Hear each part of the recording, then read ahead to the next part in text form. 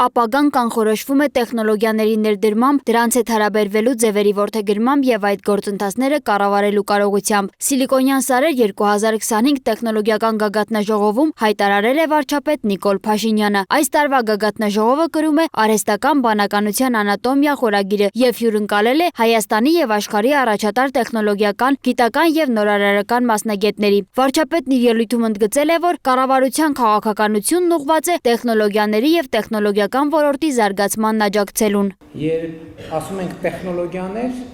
պետք է արձանագրենք, որ մենք չենք խոսում ինչ-որ աննախադեպ բանի մասին։ Իհարկե յուրաքանչյուր տեխնոլոգիա ինքը աննախադեպ է, բայց տեխնոլոգիա երևույթը որպես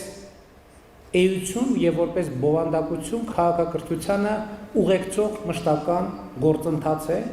եւ տեխնոլոգիաների զարգացումն է անդադ գործընթաց։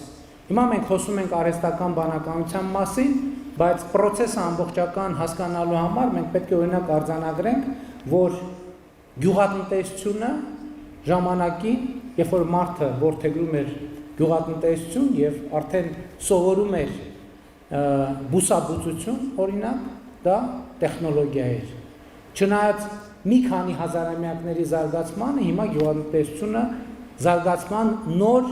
էջ է բացել իր համար, որովհետև ի հայտ է գալիս արդեն ինտենսիվ գյուղատնտեսությունը, որի մեջ արդեն բազմաթիվ ենթազարգացումներ են տեղի ունենում։ Խոսելով ժամանակակից տեխնոլոգիաներից, մասնավորապես արհեստական բանականությունից, վարչապետը շեշտել է դրանց նկատմամբ հանրային ճիշտ ընկալում ձևավորելու անհրաժեշտությունը։ Նրա խոսքով, ինչպես աշխարհում, այնպես էլ Հայաստանում դեռ ընթանում է տեխնոլոգիաների ընկալման ձևավորման փուլ, եւ այդ ընթացքում կարևոր է հանրությանը ներկայացնել ոչ միայն տեխնոլոգիական նորությունները, այլև դրանց կիրառման իմաստն ու նպատակը։ Վարչապետի խոսքով բոլոր տեխնոլոգիաներն իրենց հետ բերում են ռիսկեր, որը սակայն չի նշանակում, թե պետք է դրանցից հրաժարվել։